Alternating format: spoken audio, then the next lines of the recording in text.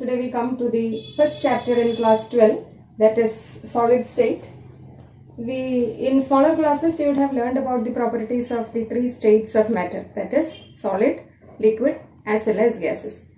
Now in class 11 we have learned in detail the characteristics of liquid state and gaseous state.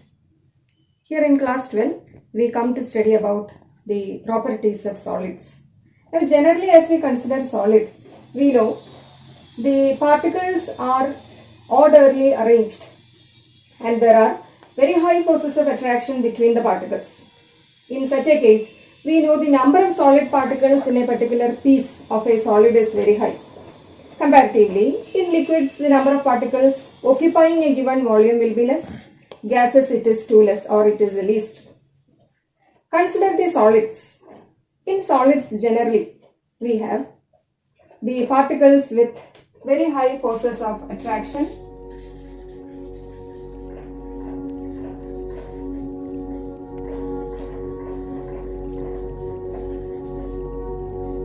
Least space between the particles.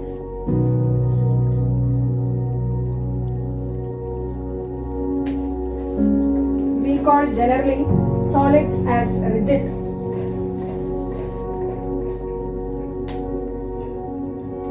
Rigidity in turn applies to the incompressible nature of solids. When particles are very tightly packed, they become rigid and hence they are incompressible. Coming to the classification of solids, these general properties are already known to you. We are not going further into this particular part. Now coming to the first topic in our solid state chemistry in class 12, we have generally two types of solids. One is the crystalline solids, the other one is amorphous solids. There are generally two types of solids. One is the crystalline solid, the other one is the amorphous solid. Now in crystalline solid we have particles orderly arranged. This particular ordered arrangement is followed in a long range order in case of crystalline, whereas amorphous solids, type of particles which are arranged, is only in short range. Now another property associated with crystalline and amorphous solids is the property of anisotropy.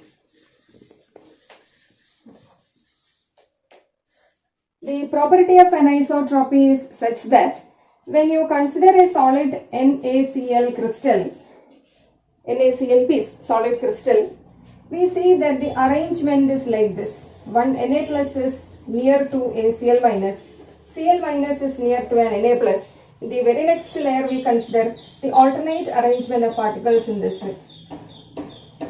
Consider this particular arrangement. We have Na plus is very close to Cl minus, hence they will be held by very strong forces of attraction. Now when we move across this particular sodium chloride piece from left to right, we see alternately placed positive and negatively charged ions. While moving diagonally, we see similar type of particles are occupying the same place. Because of this very high orderly arranged particles present in crystalline solid, the property is referred to as anisotropy.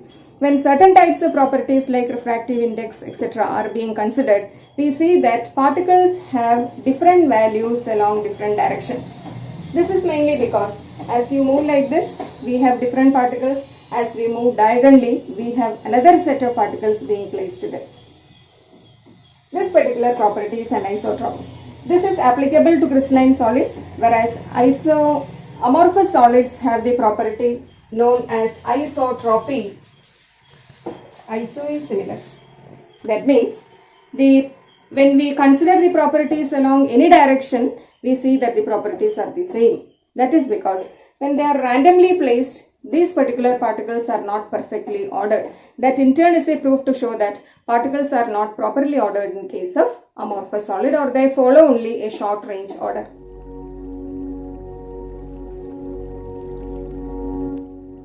So let us recollect the properties of crystalline solids. The first one, the building constituents arrange themselves in a regular manner throughout the entire three-dimensional network. There is existence of crystalline lattice, that means perfect lattice.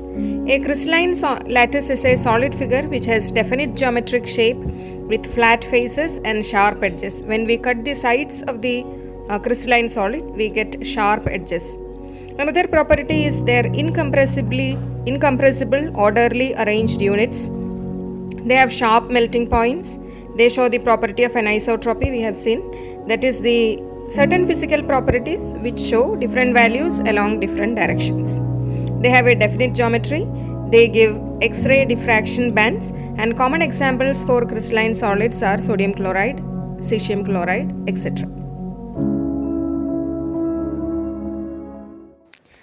Now coming to the properties of amorphous solids. They have no regular arrangement of particles, or we have seen they have only short range ordered arrangement of particles. They are also considered as non-crystalline, or they are supercooled liquids. They have no sharp melting point. They melt over a range of temperature. Another property is their isotropic nature that we have seen due to random arrangement of particles. When we measure physical property along any direction, they will be the same. They have no definite geometrical shape. They do not give characteristic X-ray diffraction bands, and the common examples of amorphous solids are glass, rubber, plastic, etc. So in this class, I hope you would have understood the general types of solids, that is crystalline and amorphous, and the difference between them, crystalline solids, amorphous solids, on what basis the properties are different. I hope it is clear. Please do practice it again well. Thank you.